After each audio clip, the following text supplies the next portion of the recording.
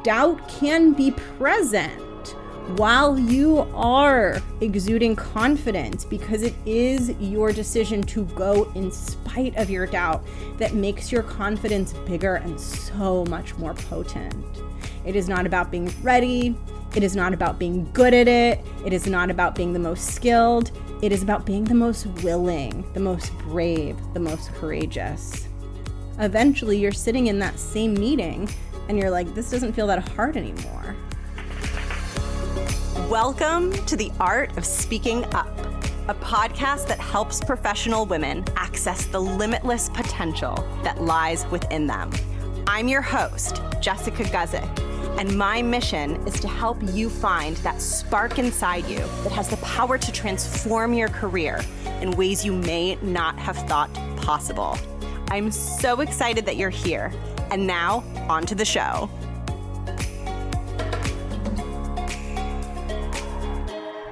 Welcome to the show.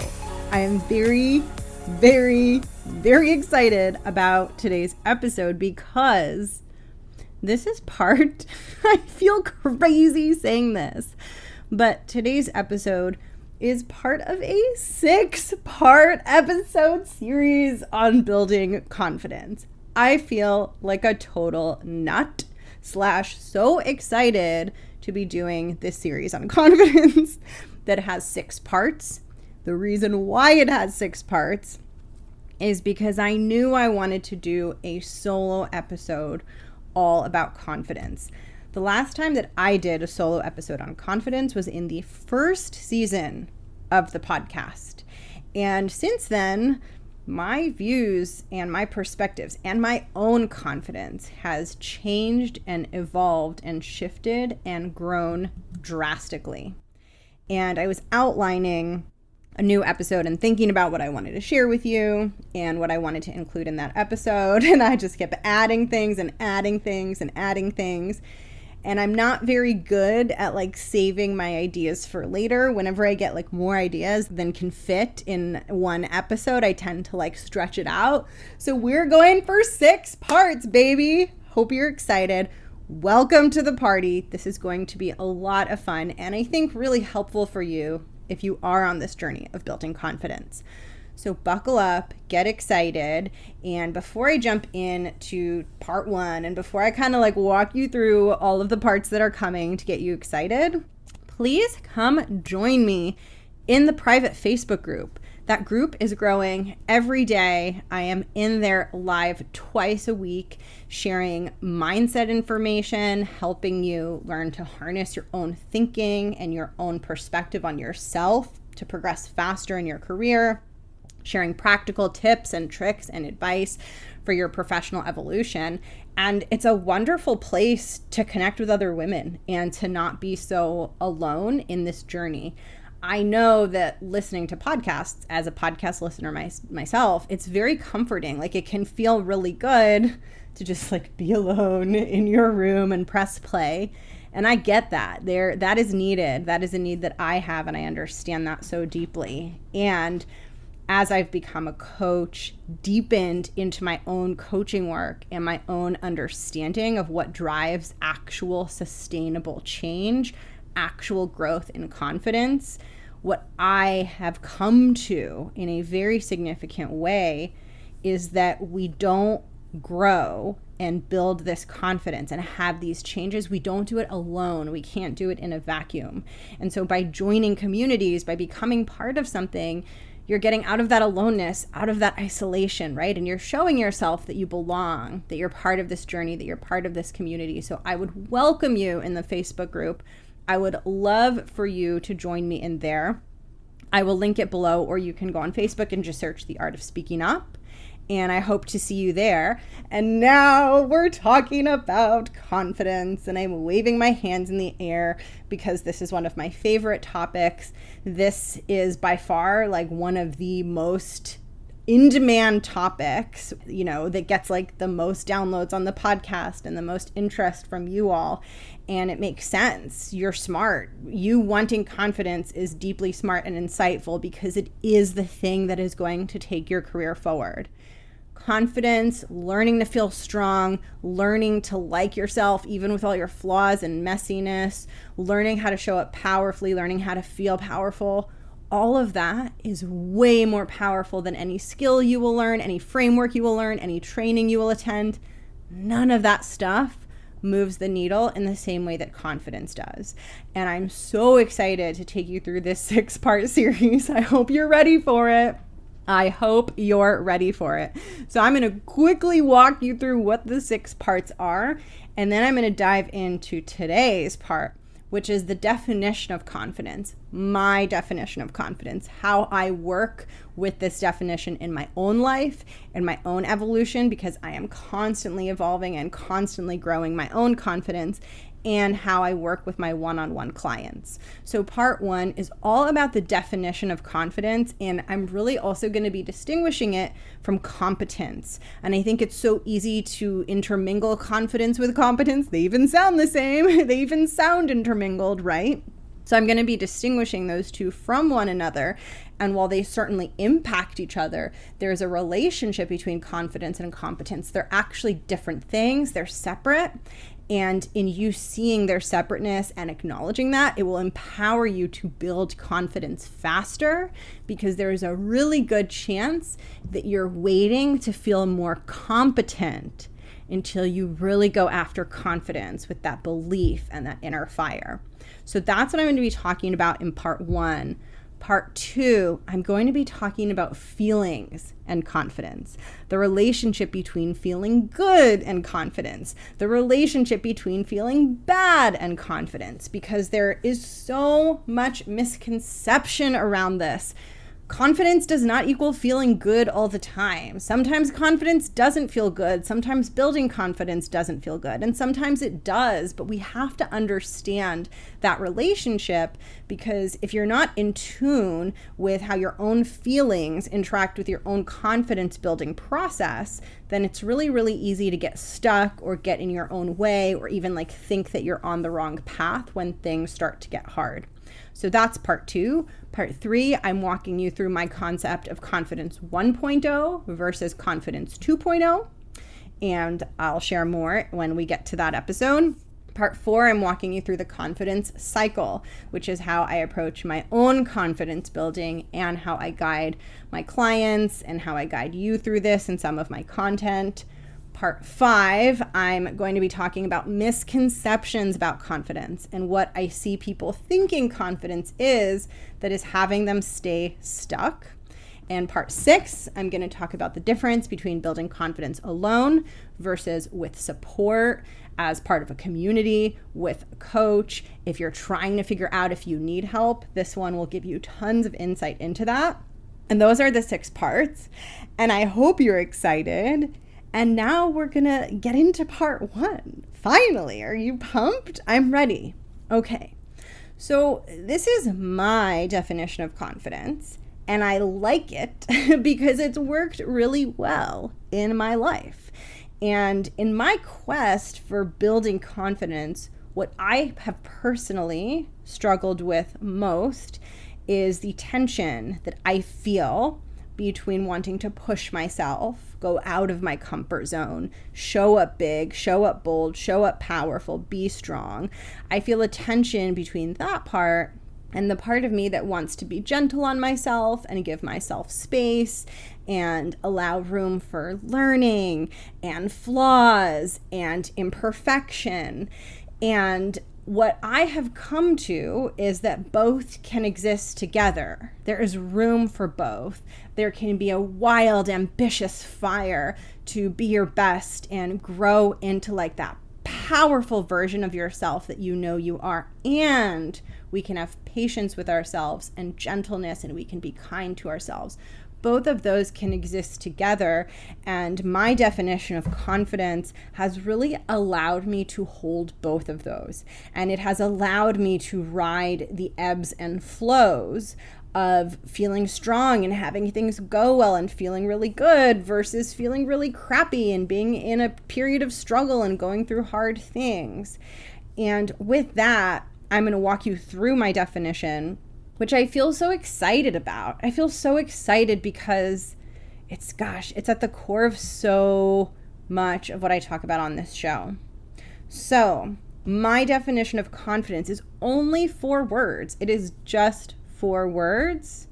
My definition of confidence is the willingness to go. It is the willingness to go. Here's how I want you to think about this. I want you to think about the classic board game, Monopoly.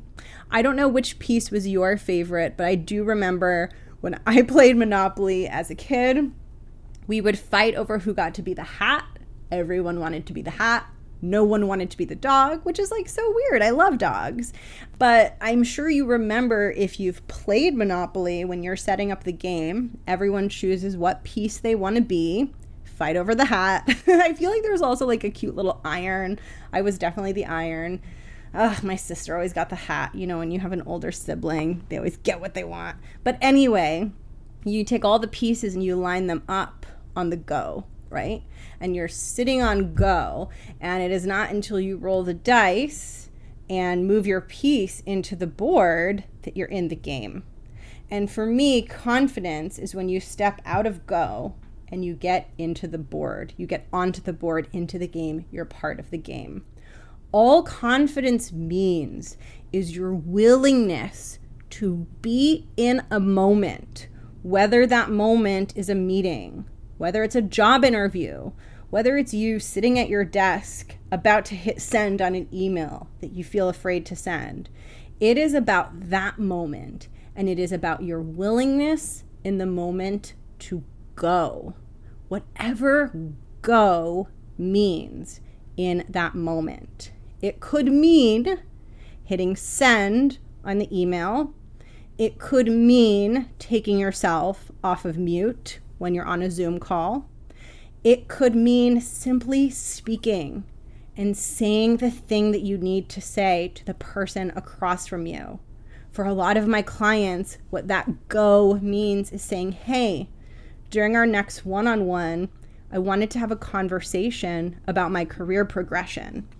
I'm preparing some stuff. Is there anything you'd like to see? For a lot of my clients, that's what it means to go. And this idea of go, I really want to deepen into it so we can feel it together, so I can feel it, so that you can feel it, because it is a feeling truly that when you learn how to create will have such an enormous impact on your career and on how you feel about yourself and on what you're able to accomplish. I want you to think about, just like Monopoly, but like slightly different, when we were young kids and we'd play games, you know, and it'd be like, whose turn is it to go? Am I going to go? Are you going to go? Who's going to go? Right? I want you to think about situations where you're with a group of people and everyone's raiding around and it's like, who's going to go? Who's going to go first? Are you going to go? Am I going to go? Confidence is the willingness to go. It's when you're the person who's like, all right, I'm going to go, right? That's the energy, that's the feeling that you bring when you're in the meeting and you're like, I'm going to say it, I'm going to go, right? Or you're prepping for the job interview and the moment comes and you join the conversation and you have to make a choice. Am I going to like self-sabotage and show up small, or am I going to go? Am I going to go into this thing? It's that instance, it's that moment where you make that choice. And this is what leaders do. Leaders have an incredible capability to go first, to go when things are uncertain, to go and lead and have others walk behind them. And your ability to go in uncertain circumstances, in difficult circumstances, in new circumstances, not only defines your confidence, but it also defines the capacity and the scope with which you can lead. So confidence is the willingness to go. And all it means is that I'm in a situation and I'm willing to take action. I'm willing to do the thing regardless of how I'm feeling. And what's so important about my definition is that I distinguish confidence completely separately.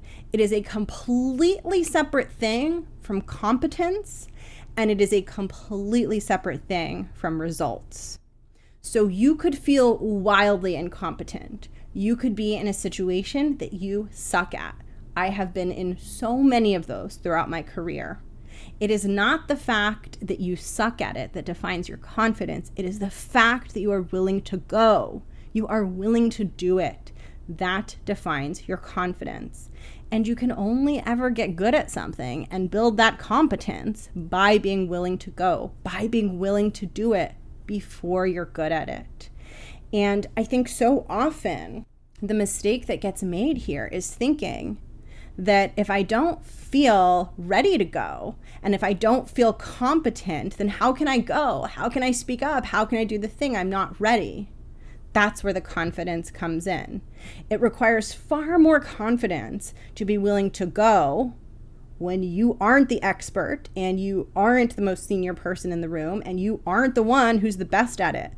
That requires way more confidence than speaking up and going and doing the thing when you're the junior person in the room, when you're not as good, when you're struggling, when you're dealing with doubt. Doubt can be present while you are exuding confidence, because it is your decision to go in spite of your doubt that makes your confidence bigger and so much more potent. It is not about being ready. It is not about being good at it. It is not about being the most skilled. It is about being the most willing, the most brave, the most courageous. And the beautiful thing about this is it is that willingness to go that builds your competence over time and gets you into a virtuous cycle of growing confidence. Think about it. If you're sitting in a meeting and it feels scary and it feels unfamiliar for you to be speaking up, and you don't feel like the expert and you don't feel like the strongest, most confident person in the room, but you're willing to go, you're willing to practice confidence. What will happen is you will do that over and over, and your competence will grow. And as your competence grows, your willingness to go, to speak up, to do the scary thing will get higher and higher and higher. So when you show up and you go and you speak up and you do the thing when it feels hard and scary and uncertain, you are like putting equity in the bank of your own confidence. And eventually that equity adds up, just like an equity on a mortgage, right? For a house. Eventually you own the house.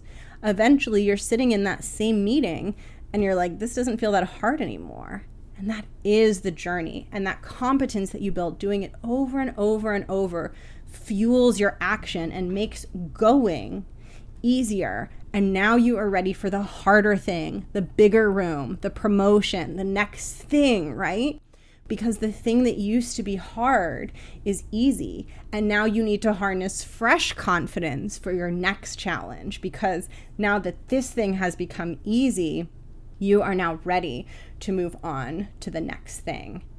And so confidence does not equal competence, but confident action builds your competence.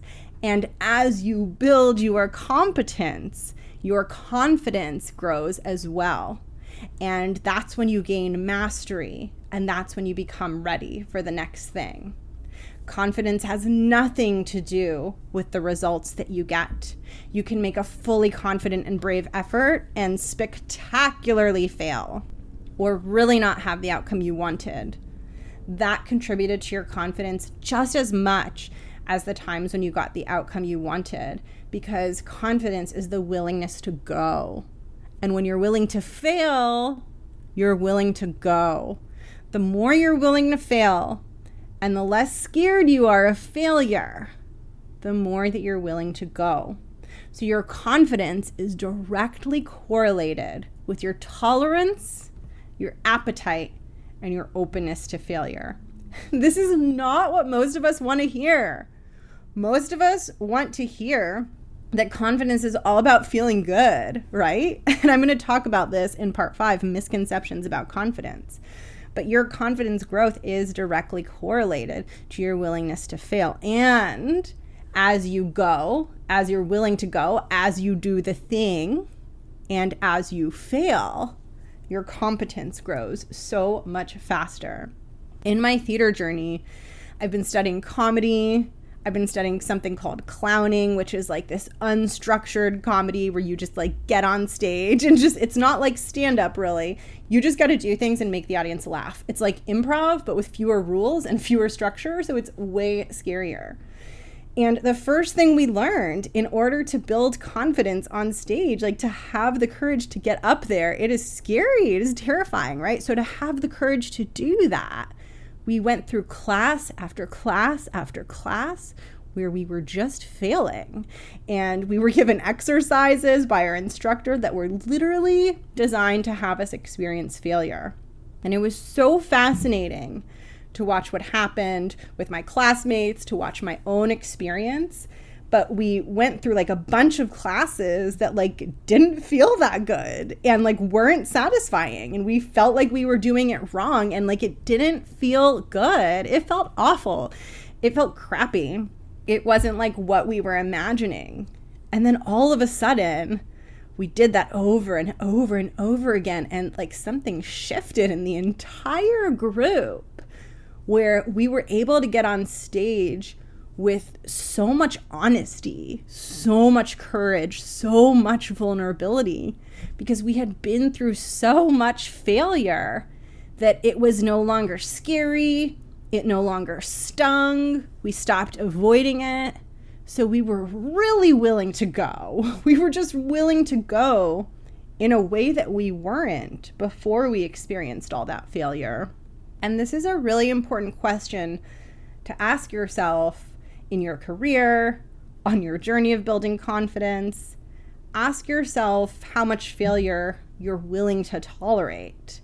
How many times are you willing to get it wrong? How many times are you willing to not look quote unquote smart in the room?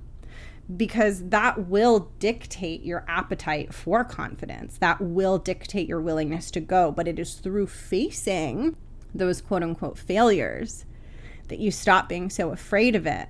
You realize you can handle it, and then it frees you to be willing to quote unquote go and do the things that have a higher risk of failure. And here's something that is really important for you to know. Like if you want to get like a super high executive position, like let's say you want to get to like an SVP level or a C-suite level, you know, like you want to get all the way up.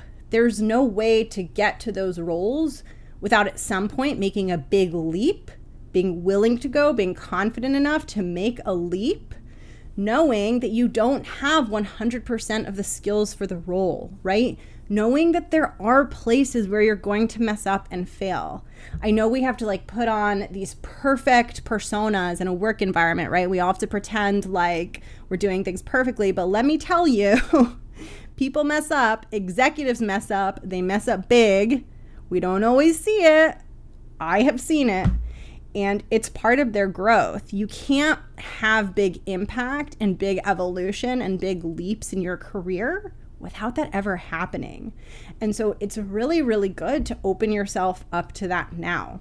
And I'm not saying it's easy. And I'm not saying that it's going to feel good. It's not. Failure doesn't feel good, right? I have gotten so good at failure. I've gotten like, my failure tolerance has gotten so high. And it still stings when I feel like I've failed. It still stings when I don't get the outcome I want. I still have a little voice inside that's like, oh, you look stupid, right? It's not fun, but it gets so much easier. You get so much better at managing it, and it takes so much more to knock you down. It is so worth it. That is why I do what I do. That is why I sometimes will push my clients to uncomfortable places they don't like. And they sometimes will ask, like, why are we looking at these bad feelings? Like, why are we dissecting this thing that didn't go well? Because when we build the tolerance to be in that failure, to not run away from it, we become so much less afraid of it. We stop avoiding it. We stop trying to be perfect. We stop being so scared of risks.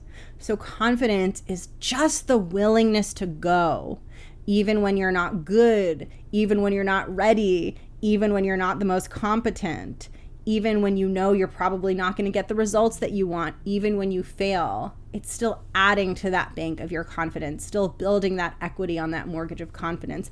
When you get off of that go square in Monopoly and you enter into the game, you have already reached your next phase of evolution, because what you are communicating, what you are exuding is, I'm willing to play. I'm willing to play the game. I don't know what properties I'm going to land on. I don't know if I'm going to get sent to jail. I don't know if I'm going to get bankrupt. I don't know if I'm going to land on Boardwalk. I don't know if I'm going to like have to give all my money and like start like turning over my houses on Monopoly because I'm out of money. I don't know, but I'm willing to play. I'm willing to play the game. And that is confidence, the willingness to go.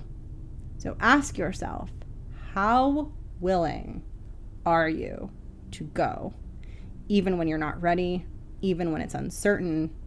The more that you feel not ready, the more that you feel uncertain, the more that you don't feel competent, the more confidence you build.